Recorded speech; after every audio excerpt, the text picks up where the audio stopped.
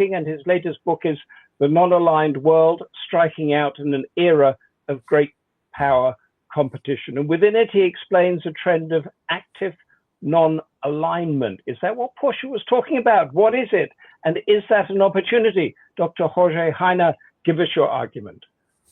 Thank you, Humphrey. And I would like to thank the Democracy Forum and Lord Bruce for the kind invitation to share this panel with you. So let me lay out the argument that we set out in our recent book published by Polity Press. The argument is this. The world is undergoing what has been defined as a polycrisis. In the past 5 years, we have had the pandemic, we have had the invasion of Ukraine by Russia, we have had the war in Gaza, and we have recently had the 12-day war between Israel and Iran, and we have, of course, the Sudan war, with the climate change threat looming over humanity as it does, with financial instability across many countries in Africa, Asia, and Latin America, a very dire picture. As Lenin once said, there are decades when nothing happens and weeks when decades happen. And that is the time we're living now. So in that context, I would argue that the key dynamic, despite the many things that are going on, the key dynamic is still provided by US-China competition, the two biggest powers, the two superpowers in today's world. And they are competing, as the United States and the Soviet Union did in the 50s and 60s, for the hearts and minds of the peoples across the South. In that context, again, to quote Lenin, what is to be done? And what we argue with my colleagues, Carlos Fortin and Carlos Ominami, that the answer to that is what we have called active non-alignment. What do we mean by that? Why should countries in Africa, Asia, and Latin America embrace that notion? It is a notion that takes up a page from the non-aligned movement of the 50s and 60s, but brings it up to date to the realities of the 21st century, where we have the Asian giants, China and India, where we have countries like Brazil, South Africa, Nigeria, that has been mentioned, Indonesia, that command many resources. We have new multilateral banks like the Asian Investment Infrastructure Bank, the New Development Bank, the Latin American Development Bank. So the South is in a very different position today than it was 50 years ago.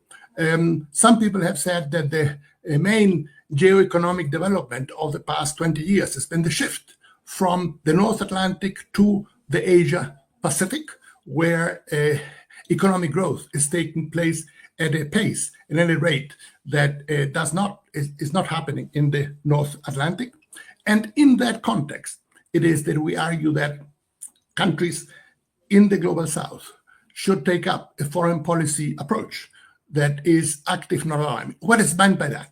By that we mean putting these countries' interests front and center, not give in to the demands from Washington or from Beijing to align themselves with one or another of these powers, and in turn, what we call play the field. That is, because there is this competition between China and the United States, this opens possibilities. This opens new venues for these countries to make the most of this competition. And here there's an important difference between today's situation and the situation that obtained in the days of the Cold War. The difference is this. The Soviet Union was a significant military, ideological, space, nuclear power. But its economy was much smaller than that of the United States. It was also a closed economy. This meant that the Soviet Union really couldn't compete in terms of trade, finance, or investment across the countries of what was then known as the Third World. Today, the situation is very different. The Chinese economy in PPP terms is already bigger than that of the United States. It represents something like 19% of world GDP. The US represents around 25%. This means that China is able to compete with the United States on an economic basis in a way that the Soviet Union was not. this makes it possible for countries in Africa, in Asia, in Latin America to play one of the powers against the other. And that is what we are seeing. For South America today, the number one trading partner is China. It's not the United States. Countries in Africa are doing more and more business with China. And this is what leads to the present situation. In terms of foreign policy tactics, this means that these countries have to hedge their bets. You do not say, we will side with Trump or we will side with Xi Jinping. What you say is, well, it depends on the issue. We will evaluate each opportunity on its own terms. And let me give you an example. Peru recently inaugurated the port of Chancay, the most modern and advanced port on the Pacific coast of South America. This was a private initiative that was taken by a Peruvian private company originally to US investors and to European investors, none of which were interested. It was a Chinese company, Costco, that took up the opportunity and built this port in association with this Peruvian company. So that is what we mean by, playing the field and look out for the many opportunities that exist. So we originally posited this argument in 2020 for Latin America in an earlier book that we argued that active non-alignment was the best alternative for Latin America in a very difficult situation when Latin America was hit by a triple whammy: the pandemic, the ensuing economic recession, and the policies of the Trump administration that put the countries between a rock and a hard place. We argued that in those very difficult circumstances, Latin America had to embrace active non-alignment. What happened later with the events that I already mentioned, the Russian invasion of Ukraine, the war in Gaza, BRICS expansion, is that active non-alignment has spread from Latin America to Africa and to Asia as well. And that is the argument that we developed in our book. Basically, what we're saying is that this is at the time of the global south, which has emerged with great force. We're seeing it today. Which are the countries that President Trump has targeted for the highest tariffs in the world? Brazil and India, two of the leading members of the BRICS. This is not a coincidence. It means that this north-south cleavage that we mentioned before has become perhaps the most significant cleavage in today's world.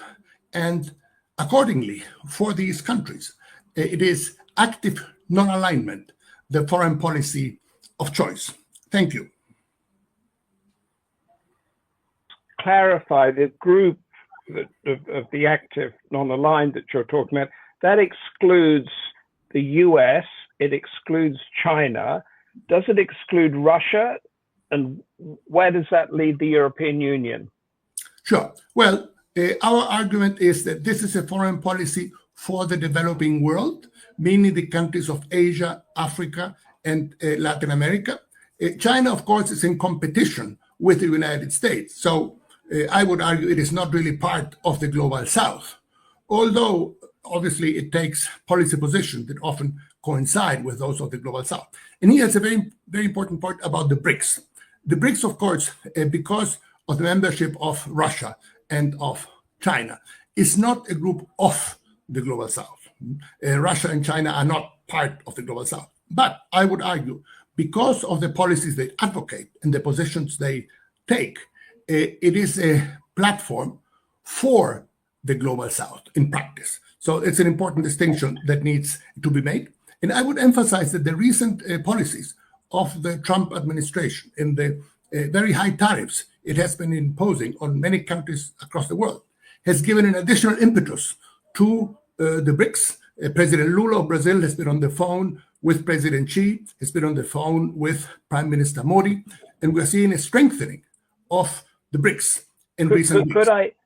Could I put in there, because we are going into this realm from Prashant Kumar, might China use the Global South grouping or concept to push its own agenda under the guise of a common cause? Well, obviously, China is pushing its own interest in this. China is not in the charity business. The question is this: given that China at this point is offering, policies that are very different from that of, the West in terms of trade, in terms of believing in free trade, in terms of investment, and so on. Obviously, it offers opportunities that are not being offered by many Western countries, and those opportunities are being used by countries in the global South. So this is and interesting.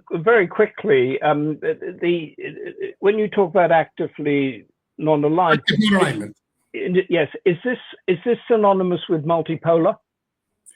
No, it's not synonymous with multipolar. It is synonymous with a world in which the central dynamic is given by the competition between the United States and China. In that regard, the choice is not siding with Washington or siding with Beijing. The choice is siding with your own interests, putting them front and center, and make the most of this competition for your own advantage. Okay, and just what is the difference between that and this phrase multipolar policies that we're hearing about? Particularly India is a leader in this. Well, I would argue that in de facto, India is going back to its non-aligned tradition. As we all know, Mr. Nehru invented the term non-alignment. India calls it in a different way. It speaks about multi-alignment. But I would argue in the end, it ends up being very much the same. Your own interests front and center. In India's policies in the last few years, in its position it's taken on the war in Ukraine, for example, is a very good example of that.